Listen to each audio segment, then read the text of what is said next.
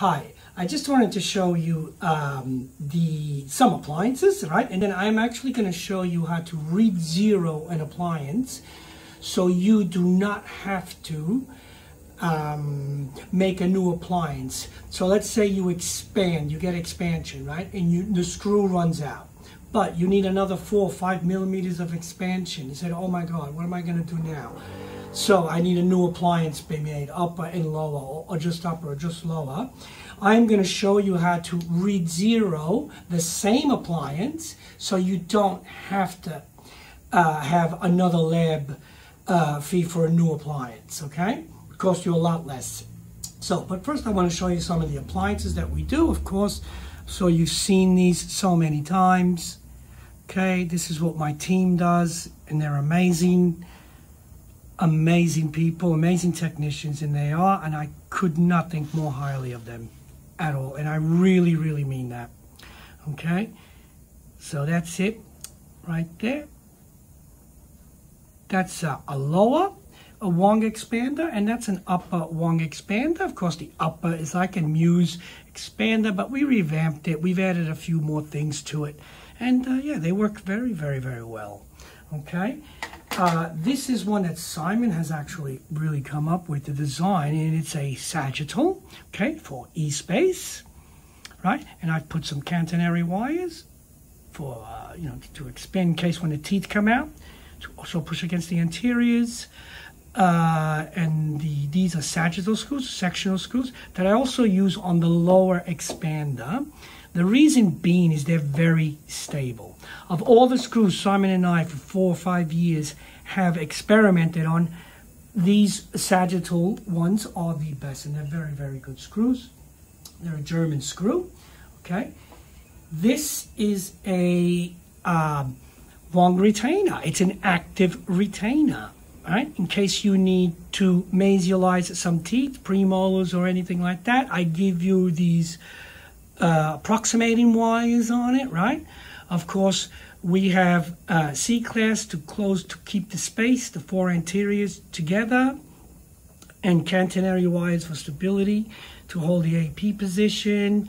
And this is a beautiful design. Simon had came up with that design with the bar, and then he said, why don't we just try and add some acrylic? And my girls, my team, came up with this shape, and we love it. It works very, very well, and it's a very neat appliance, and it's also active at the same time. Okay? Now, what I am going to show you is what happens when you come to the screw is fully opened, right? You come to the end of the screw, but you need more expansion, okay? So you need a bit more expansion. You say, oh my God, what am I going to do? Am I going to make a new other appliance now to get that extra 4 or 5 millimeters of expansion, really? So no, so what we do is we read zero the same appliance, okay? And I will show you that right now how to do that, okay? So I just changed my burrs.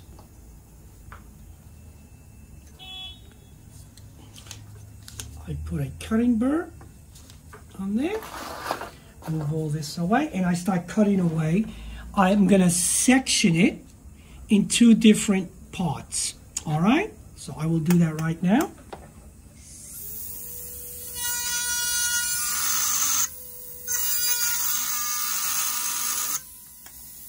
Okay, I do that. That's one part. Sorry, I just want you to see that.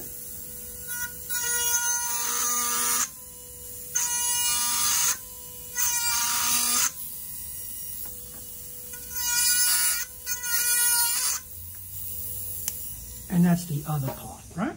So what I do now is I am going to wind back the screw, okay, to 0. And then I'll show you why I do that.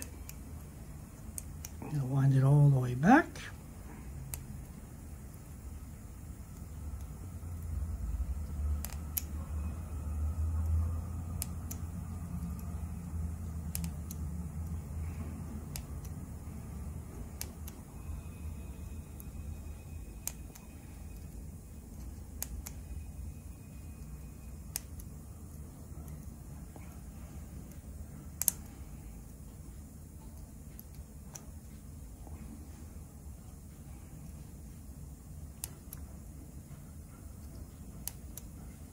I'm winding it all the way back. Make sure it's completely closed, because then we're going to open it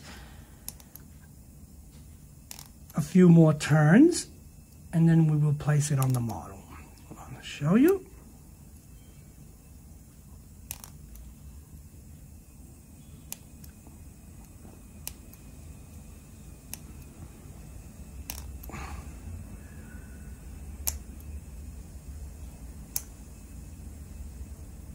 Okay, that's all the way back. Now, this is fully closed now, so what we're going to do is open it.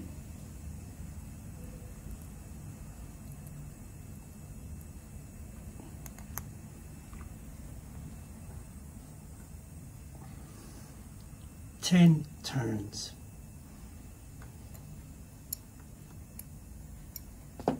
Okay, sorry, I'll use a key. Sorry about that. So now what I'm doing now is I'm opening it around 10 turns. Simon usually lets me do, and that's about 1.5 to 2 millimeters of opening. Okay, that's just in case. You have to do this, because in case by the time you get the appliance back after a day or so, there could be a slight relapse on the palette. And if you can't wind the appliance back to make it fit, okay, well, it has to be redone, basically. So.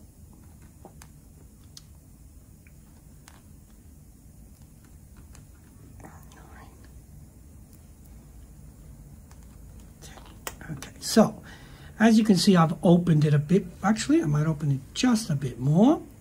10, 9.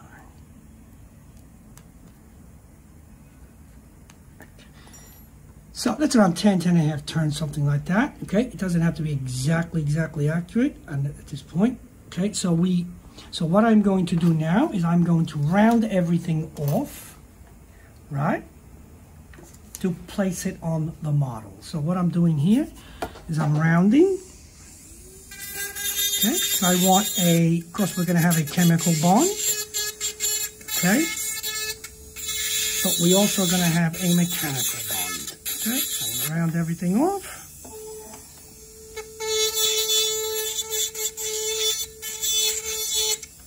Okay.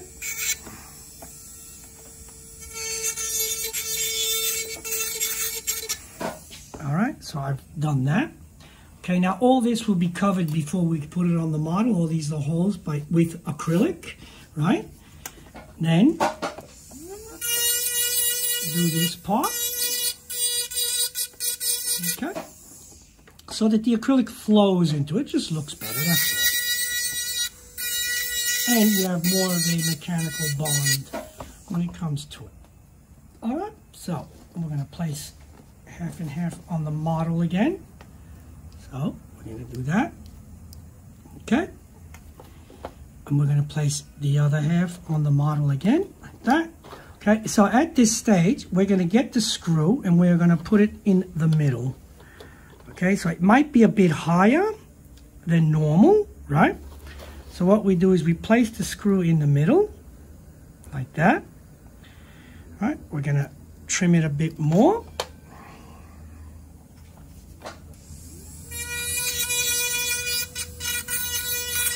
Actually, I'm going to show you another one that I've prepared exactly like this. That would fit better on the upper palette, so I don't have to trim this one too much. But basically, we would place the screw like that with wax. Okay? But I am also going to show you now, I did on the upper, exactly the same. So basically, what did I do? I cut, fit it on both sides. Okay? Okay, like that. All right, this has been opened already about 10. Hold on, let me just close it a little bit more. Okay, I'm just gonna close it.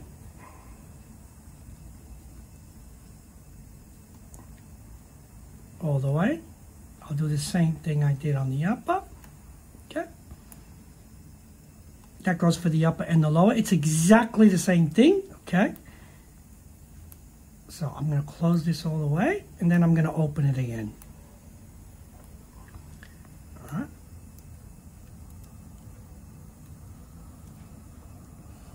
Okay, so I'm going to open it. 1, 2, 3, 4, 5, 6, 7, 8, 9, 10. That's about 10 turns. That's plenty. That's about 1.5 mils, 2 mils.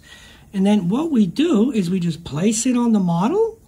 Okay, we don't touch the wires. I know the wires are still high. That's okay. You don't need to touch the wires yet. Okay, because after we do all the acrylic here, which I'm not going to show you at this stage because that's what we do in the lab, right? This is just to show you what can be done, so you don't have to make a new appliance, right? The techniques we use. We can adapt after all this is done and it's fitted on the model and polished. Then we start to adapt the wires the way they used to be. Okay? And basically that's it. If you do this, and you need more expansion, you don't need to make a brand new appliance. Okay? We can do it from that, and it would save you money and also a lot of time. You can get the patient in back within 2.5 days to insert what you're basically giving them, almost a brand new appliance. Okay, so thank you very much. Enjoy the rest of your day.